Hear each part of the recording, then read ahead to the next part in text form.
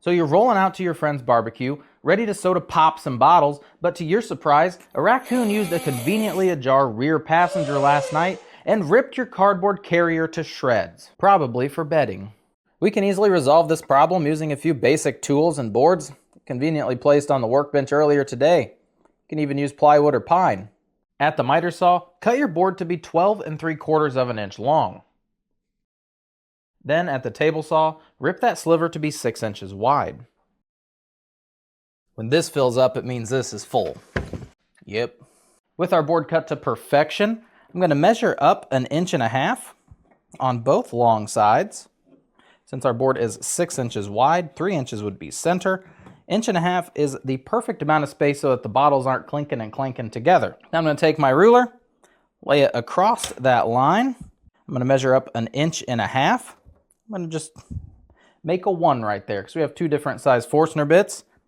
I didn't make a mistake. Who said that? Then I'm going to go to 8.5 inches. I'm going to go to 11 inches. Sorry if my hands are in the way. Using your drill in a 1-inch Forstner bit, drill out your first 2 holes. The one that we marked 1 inch. All right, I got the shot of us pretending to use hand tools. Let's get the stunt double over to the drill press. Whoa, don't go clicking any buttons down below. Unless you haven't clicked it yet, subscribe. If you took the time to draw a straight line all the way down that 1.5 inches, I like to just take the Forstner bit and just give it just a little kiss. Just in between the 1.5 inches and the 8.5. Just a little kiss.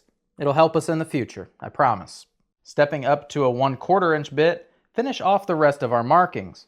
Hand drill, hand drill, hand drill, hand drill. All right, good. Ooh! I knew I wasn't just going cross-eyed. It definitely looked like it was off. I used to do 8 3/4, then I went down to 8.5 because I thought that it looked better. I'm gonna guess this was 8 3/4. This is where our little alien crop circle in the board is going to come into play. I'm going to connect this line all the way straight, but I don't want to put it at this corner here because in our project, the mouth of our bottle needs to be able to slide in and then go down so that it holds in place. So, how we make that is by taking this line here. Just like to leave it about 1/16 of an inch off of that circle just because my pencil doesn't touch the very side of the ruler. And I line it up with this line, which makes it a nice straight parallel line. Again, if I had made it to this point, no bottles would fit in here. It would have like one spot down below. So I'm just leaving that nice and open. Putting it right here. Straight line all the way up. I'm going to repeat that for this side. I'm going to remove this.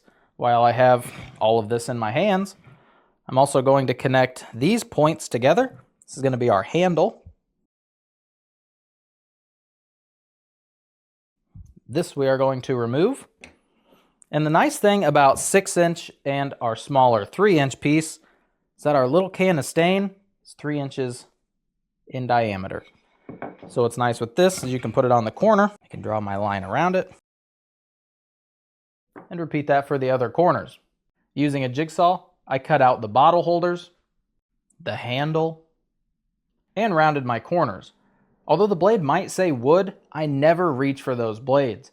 I always use either a metal blade or a blade that's made for laminate. They're not as aggressive, they don't give you as much tear out, and they leave you with a cleaner cut. I'm going to do a quick test fit just to make sure everything lines up.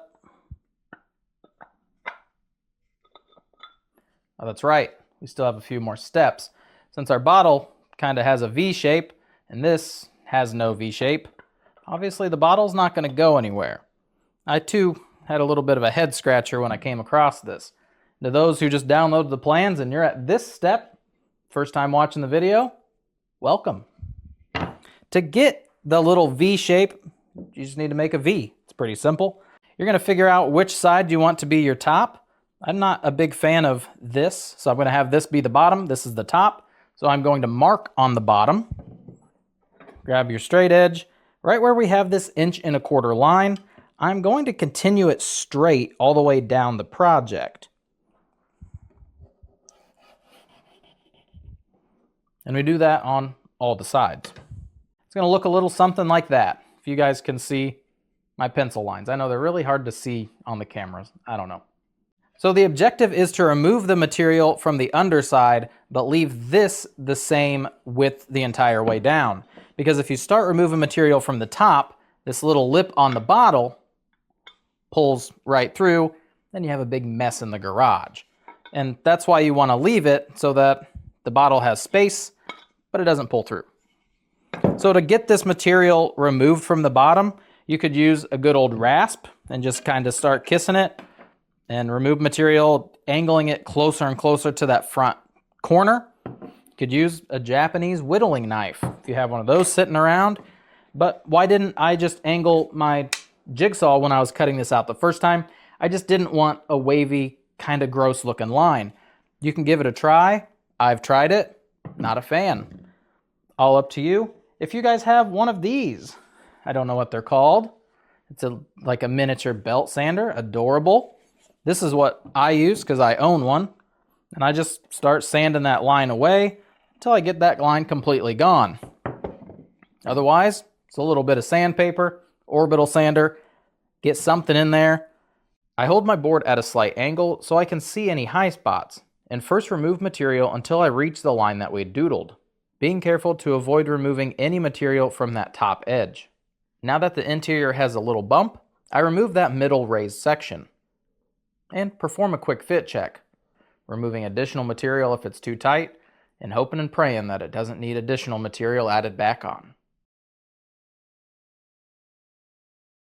An optional fancy pants thing to do is to give the interior of the handle and the exterior edges a gentle round over using the router. Do not touch any of the parts where the bottle will touch. You'll mess it all up.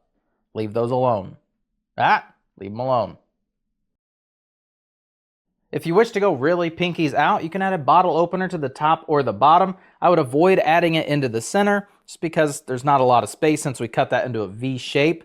Come in a 50 pack for like $6, includes the screws on Amazon, link in the description. It's a nice way to really fancy them up, especially because the nicer, bigger model has one, but not the smaller one. So, you know, you got this guy, hey, look at me, I'm $7. Well, hey, but for $15, I get a bottle opener? Sweet. There's your answer. $7, $15. It's just scrap wood that we had sitting around. Does not take that long to throw these guys together, especially if you already have the bits out and all the tools. You're making like 10 of them in a big slew. It's nice. It's easy. And all they have to do with the one we had just built, hey, how'd we get these back? I thought the raccoon shredded them. This thing is full of plot holes. Full of them. You take your bottles, click, slide them in. Take a bottle. Don't let them clink too loud. And that's it right there. And when you tip it up, holds them in place. Pretty cool. Honestly, just hook it up to a string so it's sitting like this. People can see they can carry their whole 6-pack. Sometimes it doesn't come with a carrier. 11 blocks from my door to your party. I'm feeling quite parched, but I'm on my way. Get it? The bottles are empty now. He drank them. I thought he was taking his car.